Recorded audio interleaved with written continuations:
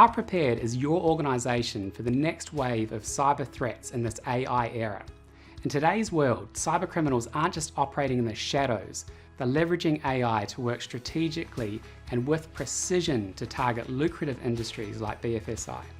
I'm Andrew Philp, and I'm really pleased and excited to kick off the first episode of our new Season 3 of Monday Minutes, specifically designed for the BFSI industry. Today, our trend micro experts, John Clay, Global VP of Threat Intelligence, and Sapna Sumbly, Director of BFSI, explore the global cybersecurity threat landscape that's reshaping the banking and financial sector, diving into the adversary groups behind these attacks and the tactics and techniques they're using. We'll also talk about how AI is changing the game, with deepfake technology becoming a serious threat in various areas of BFSI. Rest assured though, as with Season 1 and 2, once we've given you valuable background information, we've also got practical and actionable tips on how to safeguard your defences. There's a lot to unpack today, so let's dive right in. Sapna, please take it away. Thanks, Andrew, and thanks, John, for joining me in this conversation today. I'll begin by overstating the fact that threat insights and threat research is a critical input that helps organizations to draw a strategy towards combating emerging sophisticated threats and also towards targeted attacks against their organization. Now, banking and financial sector is definitely a lucrative target. From ransomwares to business email compromises to denial of services, it just tops the chart in terms of the most targeted industry and vertical. So, John, we would like to take your inputs on what's the broader threat landscape for this vertical. You know, the financial and banking industries are definitely heavily targeted by many different groups. Access as a service groups, they are specialized in getting access to these organizations' networks. And they're always going after these organizations because then they sell access to the other groups. And that could be data exfil actors. So they just want to exfiltrate different types of data from these organizations. Ransomware actors, we see a lot of. Obviously, they're trying to get money from them. But then we also can have nation states. You think about it, if a nation state may want to target this industry, take down financial institutions, take down the processes that are going on. So as a CISO at a financial institution, I would be thinking about this as about the motivation of the actors targeting me, because you may have to shift your defense models based on who's targeting and how they're targeting you. The other reason that they're targeted is because they have a lot of money and they probably can pay these extortion fees. So they're not going to nickel and dime these organizations. They tend to just pay it out to get their systems back online. And then one aspect that a lot of people don't realize is that the customers of these financial institutions are heavily targeted because, one, they don't have as good a security, they don't understand cybersecurity as well as the institutions themselves, and they have money in their bank accounts. And that's what these actors are looking for, is to gain access to their accounts and take the money out of those. Great insights there. And that takes me to my next question, and knowing your enemy is become a very key input again. When you know the adversary, they know about their TTPs, tools, techniques, procedures. It helps organizations to craft out a better defense strategy, to bring in the right kind of tools. So here, could you shed some light on the adversaries that are specifically targeting banking vertical? And what do you observe as commonalities or maybe differences from the past? So if you look in Trend Vision 1, we have something called Threat Insights. And Threat Insights is basically adversary and campaign intelligence. And you can actually go in and look at these different groups and campaigns that are targeting industry, regions, business size, whatever it might be. So when I checked out and looked at the organizations, the threat actor groups that are targeting finance and banking, there's a couple of them to look at. Target Company is one that has been in the news recently. We have actually seen them change some of their tactics recently, where they do more obfuscation, so trying to get around the security controls that are already in place. They've changed some of their command and control infrastructure. They also have changed some of the different sets of defense evasion and reconnaissance. They're also looking to use remote access for its execution, which is quite interesting. The other aspect that Target Company is doing is using living off the land tactics, which basically means they're using the legitimate tools that are already being used within these organizations' networks, trying to obfuscate themselves and make it look like they aren't there. Some of those tools are Mimikatz, Cobalt Strike, PC Hunter. Another group called Earth Krahang, and they're associated with Earth Lusca. These are Chinese-based groups that are out there targeting the financial industry. Again, they're using a little different. They use vulnerabilities, exploits of a number of different vulnerabilities. There's one from 2021, another one from 2023. So this group actually uses the exploits to try to gain access to the organizations, and then they can do whatever they want to once they're inside. There's another group we're monitoring called RA World. So they're relatively new, and they target businesses around the U.S., South Korea, focused on manufacturing, finance, and healthcare.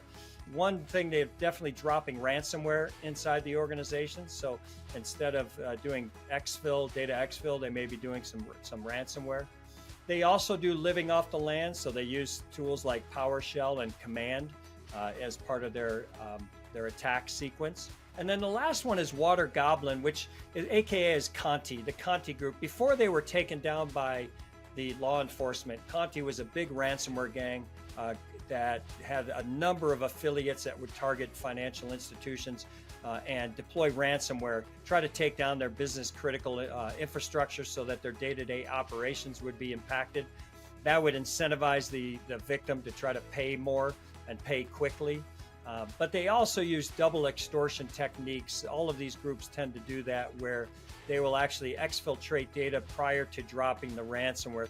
Those are some of the groups that we're tracking and some of the activities that we're seeing. But regardless of which group, you're going to have to defend against a myriad of different tools, tactics, and procedures that these organizations utilize against you.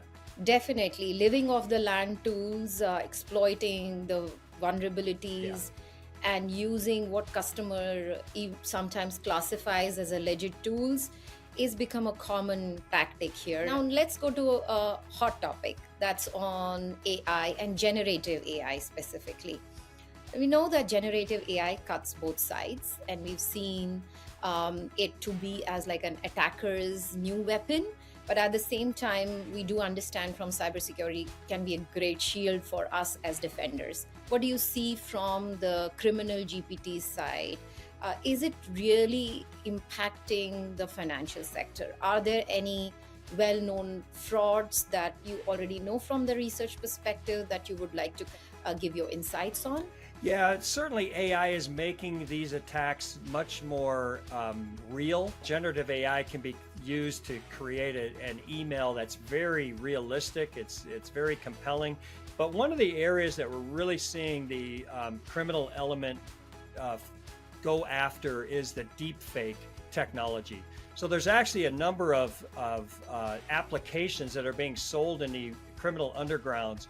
One is called Deepfake 3D Pro that actually does a really good job of creating an image of a person. And it's used in bypassing financial institutions' know your customer verification process. So in many cases, they're starting to utilize facial recognition to ensure that who is creating the account is actually that person. And they're using the face to recognize and validate that is that person.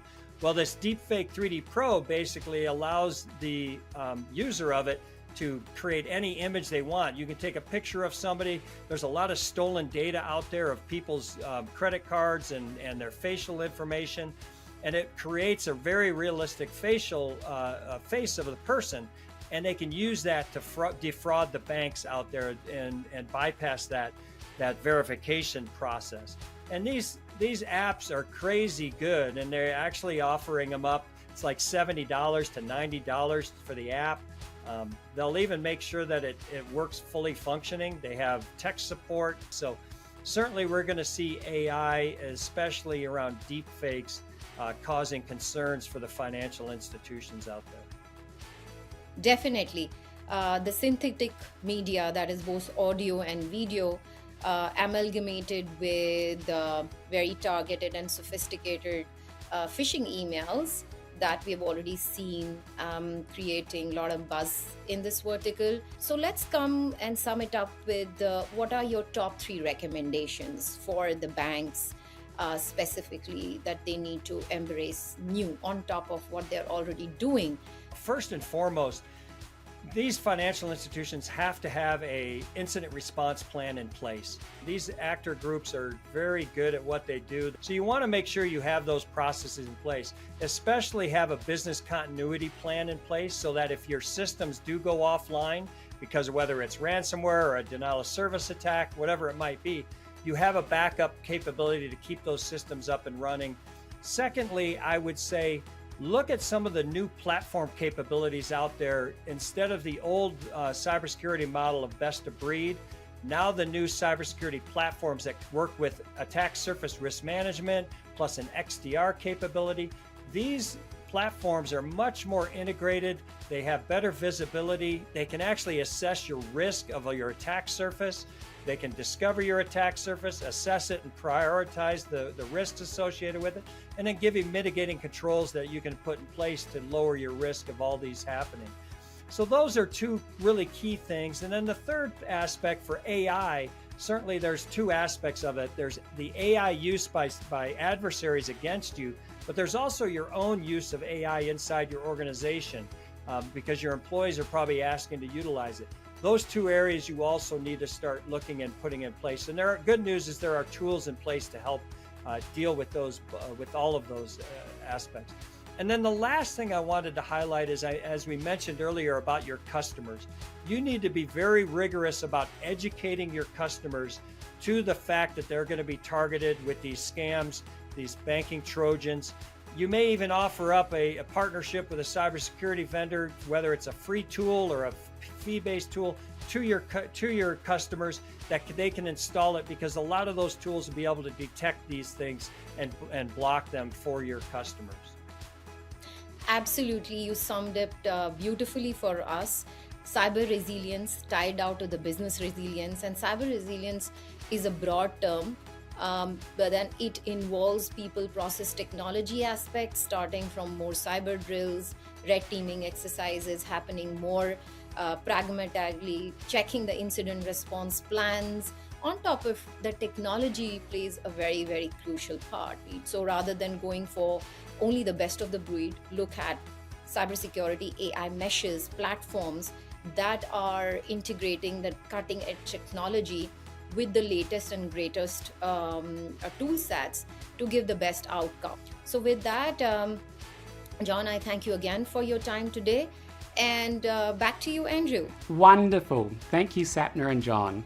That's a wrap for today's episode. We hope you found the discussion insightful and that it gave you a clearer understanding of the risks and the defences needed to protect your organisation. Thank you for tuning in, and make sure to stay with us as we continue this Monday Minute season. Cybersecurity in the banking and financial sector is a constantly evolving battlefield, and we'll be here to keep you ahead of the game. Next time we'll be going behind the scenes with a special guest from a state bank in Vietnam. Hang tight for a fortnight, as you don't want to miss it. See you then.